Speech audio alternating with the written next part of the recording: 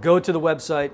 If you purchase anything from Arganese, type in Indulge TV in the coupon discount box during checkout, and it'll automatically calculate 15% off anything from Arganese, the bundles, the boxes, the ML3s, CL3s, anything, which brings the cost of a cigar down to the $4 range, which this is definitely a great cigar for $4.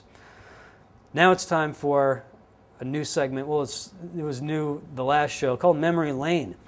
It's the original Alec Bradley trilogy. The ones that were actually triangle pressed, because the name is trilogy. It was a marketing sort of gimmick to triangle press them. The trilogy is made by Alec Bradley. They made 3 blends: the Maduro, the Corojo, and the Connecticut. The Corojo was kind of hit or miss. The Connecticut and the Maduro were great, and I've got just a few of these original triangle pressed Maduros in stock. And man, is this a great cigar. And I say that knowing that there's a new version of Trilogy. The new version of Trilogy are round. They're not triangle pressed anymore. This was the hook. This was the hook. But aside from being kind of a gimmicky thing, it's a great cigar. And the Maduro is, I think, my favorite. The Cameroons, which I love almost as much, taste almost like candy. They taste like sweet tarts, like cherry sweet tarts. I swear to God, they taste like you're smoking pure candy. Like you're smoking candy. I wanna kiss you all over. Oh, Todd, you're breaking out the one-hit wonder of the '70s. Who wrote that song?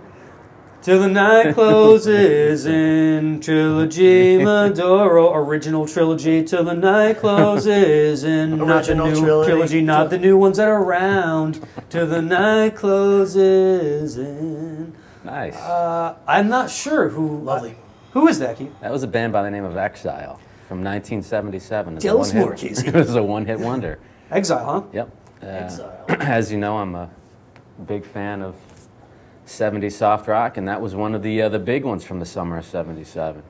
How do you think? How would you rate my your version? cover? Yeah. Not great. I'm retiring. I'm not retiring, but I'm taking a walk down memory lane with the trilogy. I like a lot of cigars from Alec Bradley. The Tempest is one of my new favorites, which I carry on the site. I don't carry the new trilogies. They're good, but they're okay. I think this is a good part in the show to say, where I know in episode 2 where you guys were letting everyone know that you have certain gay followers who pleasure themselves. Yes, we have a We don't know that they're pleasuring themselves. We hope that they're pleasuring themselves. If there are any young ladies out there who, not even going to say pleasure themselves, but even if you get a certain tingly feeling. What if they can tolerate 5 minutes of this garbage? If you watched the first segment on YouTube and didn't want to vomit, send in your picture and your phone number. What's your email address, Keith? Let me give you my Facebook name is Keith Wilson. Send your pictures in. We want to take a look at you. Who knows? We may let you come in and diddle yourself right on Todd's couch.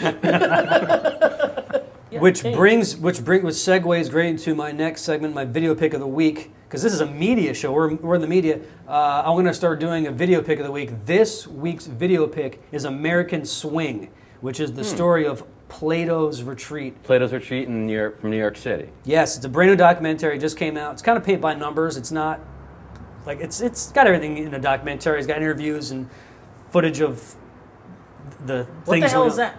Plato's Retreat was a swingers club back in the 70s and early 80s.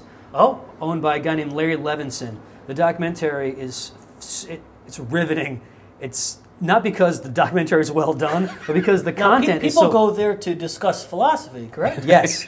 And this is Indulge TV, so I thought it'd be good to talk about other indulgences, even the flesh indulgences. So I thought this would be a good thing to review. So Plato's Retreat just came out. It's a documentary. It's about Larry Levinson. Not very well, not a great documentary, but there's such great footage. Classic footage. Because I've seen some classic footage from Plato's Retreat, and it is very debaucherous. Disgusting. One photographer who was there documenting it back in the 70s says she recants walking into the first time to this room called the mattress room, and there's 200 people, naked people, disgusting people, writhing around. She said it looked like worms. wriggling around. And these were only the prettiest and most beautiful of the time, correct? The most attractive. This was Farrah Fawcett and all of her friends, right? There's some attractive women in this documentary, but the vast majority are Long Island chuds. Very hairy Long Island chuds. And it's great because you see footage, and they don't really get into it too much, but during the decline, Larry was going on to what looked like public access television and telling people, because once the place started to decline, Larry wanted to become more vocal about how you should go to the club. And then, of course, AIDS hits, and he's telling people that the chlorine, because they had this huge chlorine-filled, or this huge swimming area or hot tub area, he's telling people, don't worry about the AIDS. The chlorine in the air will kill the AIDS. And he said all the... Really? It's amazing. 25 years later, it comes to fruition. He was correct. He was right. He was right. It's such a bizarre documentary because you see, like, Players Retreat was this huge swinging club that peaked right when the AIDS epidemic hit, and just to see it all at that juncture is just really fascinating. It was late 70s, early 80s. And he's doing this call-in show. They don't really talk about it, but that was what I wanted to see more of, was what were people asking Larry Levinson on this public access call-in show. And a lot of people were calling him pranking, but it's an interesting, bizarre documentary. So that's my pick of the week. And it's called Plato's Retreat? No, American Swing. American Swing. Hopefully next week next show we'll do a review. Do another review. Nice. But you guys can feel free if you want to bring in a movie or a show or recommend something that you can do your own video pick. You're from Hollywood, Keith. So. Right. I mean, my finger is directly on the pulse. So next show I will bring my review. So I haven't even tried the new wine here, the Coastal Wines. You don't get to drink dog sweat every day of the week. Let's give it a shot. Has this wine opened up for you guys? Any other notes? It's opened up, all right. I still like it as a contrast to this very heavy. I shouldn't say very heavy, but it's a very full flavored cigar. Something fruity actually takes the edge off, I think. And so, a fruity wine, maybe not this particular wine, but a wine with a notes, a lot of fruity notes. The fruitiness definitely takes over. It's not completely unpleasant, but it's not the most palatable of wines. It has my least.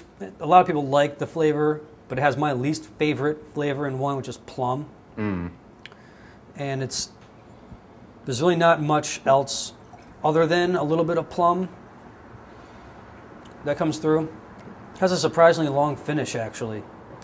This would be the perfect, third bottle of the night when you're just looking to get her drunk and finish her off. I would just say that, the smell and the scent of this wine may not be perfect, but it definitely seems to take away from the scent of Schenectady, which is what we really just want to get rid of. Here we go.